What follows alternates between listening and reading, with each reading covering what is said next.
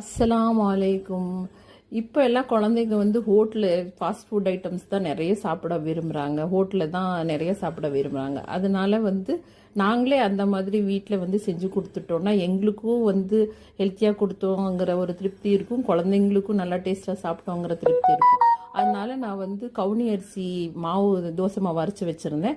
அதுவும் அதுக்கப்புறம் sausage, chicken sausage, அதுக்கப்புறம் வந்து சீஸு, அதுக்கப்புறம் பெப்பரு, தக்காளி, வெங்காயம், அதுக்கப்புறம் மிளகாத்தூள், கொஞ்சம் கரம் மசாலா பவுட்ரு, அதுக்கப்புறம் கொஞ்சம் இஞ்சி பூண்டு மசாலா எல்லாம் போட்டு நல்லா மிக்ஸ் பண்ணிவிட்டு நான் வந்து தோசைக்கல்லில் தோசை ஊற்றிட்டு அதுக்கு மேலே இது நல்லா ஸ்ப்ரெட் பண்ணி விட்டுட்டு ஒரு 2 மினிட்ஸ் மூடி வேக வச்சோன்னா சீஸ் நல்லா மெல்ட் ஆகி தோசையும் முருகலாக நல்லா வரும்.